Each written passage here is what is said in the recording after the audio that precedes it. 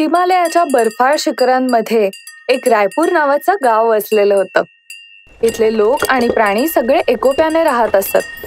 बहादूर बकरा सुद्धा इतर काश्मीरी बकऱ्यांसोबत कळपातच राहत असत. एके दिवशी सगळ्या बकऱ्यांनी शर्यत करायची ठरवली. काय तुम्ही या शर्यतीसाठी तयार आहात?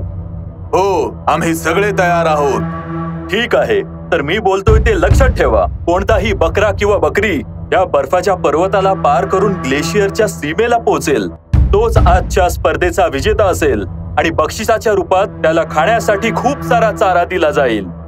आम्ही सगळे तयार आहोत. ठीक आहे, तर व्हा तयार. 1, 2, 3. बहादूरने 3 म्हणताच सारे बकरी आणि बकऱ्या जीव खाऊन पळायला लागले. रेस तर मीच जिंकणार. आजचा चवदार चारा तर मीच खाणार. जास्त विचार नको करूस रवी. बघ, आज मी तुला परत हरवीन. तुझे छोटे छोटे पाय तर बघ, एकदम लिलीपूट दिसतात. चेष्टा करू नकोस. आजची रेस तर मीच जिंकणार. रवी हा कळपातला सगळ्यात छोटा बकरा होता, पण त्याची जिद्द वाखाणण्याजोगी होती. आता रवी शर्यतीत सगळ्यात मागे होता. त्याला मागे पाहून बहादूर अगदी ओरडून म्हणाला, अरे रवीच्या बछड्या, जरा जोरात पळ. जर तुझ्यावर लांडग्याने हल्ला केला तर तुला कसा वाचवेन? मी जाणून बुजून हळू पळतोय. तुम्ही सगळे वेगाने धावून थकाल आणि मग मी रेस जिंकेन, कळलं? दिवसा स्वप्न बघणं बंद कर रे मंगेरी लालच्या पोरा. शर्यत तर मीच जिंकणार.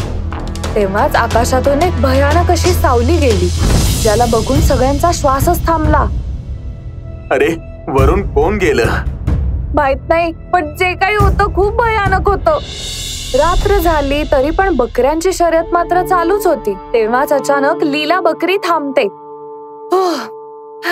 अरे रवी, मी तर दमलीये बाबा. आता मी अजून नाही पळू शकत. लीला, हिम्मत हरू नकोस. ते बघ, ग्लेशियर आता लांब नाहीये. हा हिमनग जवळ दिसतोय, पण जसं जसं आपण त्याच्या जवळ जातोय तो अजूनच लांब होत चाललाय. दोघेही बोलतच असतात, पण तेव्हाच अंधाराचं निमित्त साधून एक हिमबिबट्या लीलावरती हमला चढवतो. बहादूर दादा, तुझा शूरवीर भाऊ खूप दूर आहे. जोपर्यंत तो इथे येईल तोपर्यंत मी तुम्हाला खाऊन पचवूनही टाकेन. हिम तेंदुआ हमला करण्यासाठी जाताच तिथे बहादूर बकरा लगेच येतो. थांब चित्त्या, जोपर्यंत मी जिवंत आहे तू यांच्या केसालाही धक्का लावू शकत नाहीस. तेव्हा बहादूर बकरा आणि विक्रम बिबट्यामध्ये महायुद्ध होतं. बहादूर बकऱ्याने धाडस दाखवून हिम बिबट्याला पळवून लावलं आणि हे बघून सगळे अगदी खुश झाले. बहादूर भैयांचा विजय असो. हे बघा, ही जागा भयंकर खतरनाक आहे. आपल्याला लवकरात लवकर इथून निघायला हवं. मग सगळे मिळून पुन्हा एकदा शर्यत चालू करतात. हे मी काय ऐकतोय की बकऱ्यांनी तुला घायल केलं? सरदार, मी एकटा होतो आणि ते सगळे एकत्र होते. मला सगळ्यांनी मिळून मारलं. त्यांनी तुला मिळून मारलं तर आपण हे त्यांना मिळून मारू. माहिती काढा ते आता कुठे असतील. ते स्पर्धा लावून ग्लेशियर पर्यंत पोहोचले होते. उद्या सकाळी तिथून निघणार आहेत.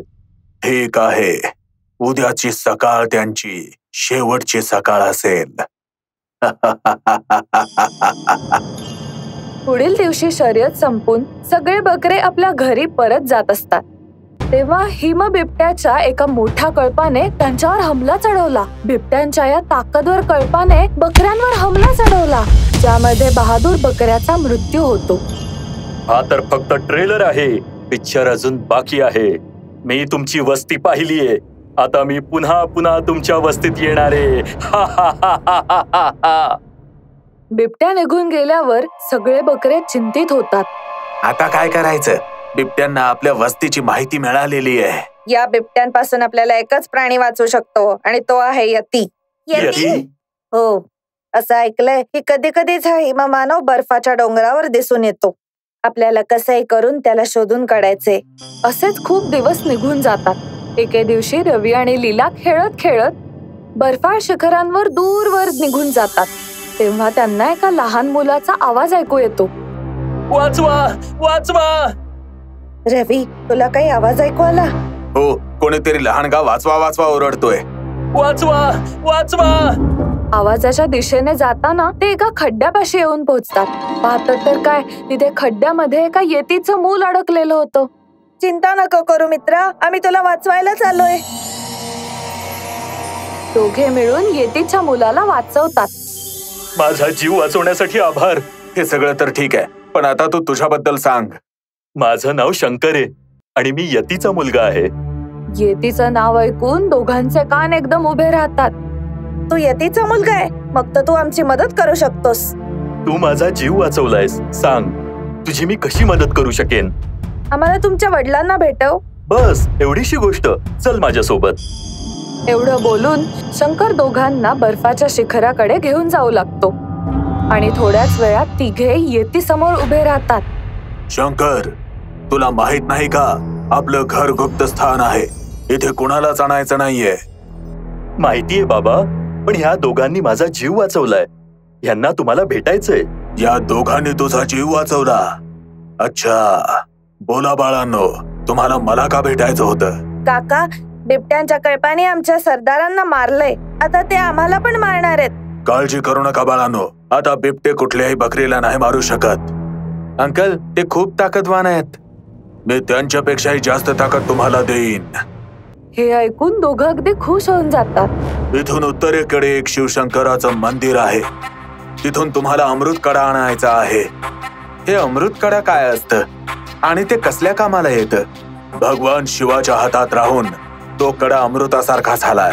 ते घालणाऱ्याला 100 यतींची ताकद मिळते. अरे वा, म्हणजे आपण त्या बिबट्यांना सहजपणे मारू शकतो, हो ना? हो, पण तो कडा प्राप्त करणं एवढं सोपं नाहीये. कड्यापर्यंत पोहोचणं खूप कठीण जाऊ शकतं. मी कसल्याही परिस्थितीचा सामना करण्यासाठी तयार आहे. मग थोड्याच वेळात रवी आणि लीला शंकराच्या मंदिराकडे जायला निघतात. थोड्या वेळ चालल्यानंतर त्यांना एक तळ दिसतो आणि दूरवर टेकडीवरती शंकराचं मंदिर दिसतं. रवी, ते बघ, शंकराचं मंदिर. याचा अर्थ आपल्याला तलावाच्या पलीकडे जावं लागेल. हा, चल त्या नावेमध्ये बसून तळ पार करू. नावेपाशी जात असतानाच तिथे एक दैत्य प्रकट होतो. आबा, तुम्ही या बोटीवर चढू नाही शकत. दैत्यराज, आम्ही शंकराचं दर्शन घ्यायला मंदिरात चाललोय. आम्हाला जाऊ द्या. नाही, या बोटीवर तोच चढू शकतो जो माझ्या प्रश्नांची उत्तरं देईल. मी तुमच्या प्रश्नाचं उत्तर द्यायला तयार आहे. ठीक आहे, तर बोल, ते काय आहे जे प्रत्येक माणसाकडे असतं पण कोणी त्याला स्पर्श करू शकत नाही? प्रश्न ऐकून रवी अगदी विचारात पडतो. मग अचानक काहीतरी विचार करून उत्तर देतो. दैत्यराज, ती वेळ आहे जी प्रत्येकाकडे आहे, पण कोणीही त्याला स्पर्श करू शकत नाही. तुम्ही दोघं बोटीमध्ये बसू शकता. नौकेत बसून दोघंही तळ पार करून त्याच्या दुसऱ्या काठाला जातात. तेव्हा त्यांना बर्फाचा खूप मोठा महाल दिसतो. लीला, तो बघ, किल्ला. चल किल्ल्याच्या आत जाऊया. दोघेही महालाच्या द्वारातून आत जाऊ लागतात, पण तेवढ्यात तिथे एक चेटकीण प्रकट होते. माझ्या आजच्या जेवणाचा बंदोबस्त झाला. हे हडळ माता, तुला आम्हाला खाऊन टाकायचंय का? हो, मी खूप दिवसांपासून भुकेली आहे. काही हरकत नाही, तुम्ही आम्हाला निश्चिंत खा. पण माझी एक विनंती आहे माता. सांग बाळा, तुझी काय विनंती आहे? ते काय आहे ना, आम्ही दोघे भगवान शिवांच्या दर्शनासाठी मंदिरात निघालोय. आम्ही दर्शन करून परत आलो ना की मग तुम्ही आम्हाला खाऊन टाका. पण तू इथे दर्शनाला जाऊ शकत नाहीस. का माते? जर तुला जायचं असेल तर माझ्या प्रश्नाचं उत्तर द्यावं लागेल. जर मी तुमच्या प्रश्नाचं योग्य उत्तर दिलं तर तुम्ही आम्हाला जाऊ द्याल ना? हो, पण जर तुला उत्तर देता आलं नाही तर मी तुला इथल्या इथे खाऊन टाकेन. मला मंजूर आहे माता. ठीक आहे, मग ऐक. अशी कुठली गोष्ट आहे जी ना विकत घेता येते ना चोरता येते, पण मात्र दिल्याने ती अजूनच वाढत जाते? चेटकिणीचा प्रश्न ऐकून दोघांना प्रश्नच पडतो. लीला, हा प्रश्न तर खूपच कठीण आहे. तुला या प्रश्नाचं उत्तर येतं का? नाही. मलाही याचं उत्तर येत नाही. आता काय करायचं? आता जे करायचंय ते मला करायचंय. तुम्हाला तर फक्त मरायचंय. मृत्यूला समोर उभे पाहून दोघं घाबरून जातात, म्हणून लीला आपले डोळे बंद करते आणि शंकराचं स्मरण करते. हे महादेवा, चमत्कार करा. जर आमच्या नशिबात अमृत कड प्राप्त करून त्या कळपाची रक्षा करणं लिहिलंय तर चेटकिणीच्या प्रश्नाचं उत्तर दे देवा. हे भक्त, याचं उत्तर आहे प्रेम. प्रेम कधी विकत घेतलं जात नाही आणि चोरी केलं जात नाही, पण हे दिल्याने अजून वाढतं. माते, याचं उत्तर प्रेम आहे. प्रेम ना खरीदता येतं आणि ना चोरलं जाऊ शकतं, परंतु देण्याने हे वाढत जातं. मी तुमच्यावर अतिशय प्रसन्न आहे. कल्याण हो. थोड्याच वेळात दोघेही मंदिरात जाऊन शंकराच्या हातातलं अमृत कडं काढून घेतात आणि आपल्या घरी प्रस्थान करतात. रवी आणि लीला आपल्या घरी परत जात असतात तेव्हा अचानक बिबट्यांचा कळप येतो. शेवटी इथे उंटाला त्याची चूक समजली तर. हो, आज यांना खायला खूप मजा येईल.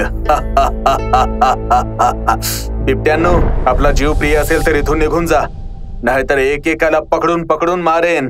घ्या, बोला आता. आता तर मुंग्यांनाही पंख सुटायला लागलेत. मुंगी आता पर्वत झालीये. अजून ही वेळ आहे. जीव प्रिय असेल तर निघून जा इथून. खूप बोलतात हे.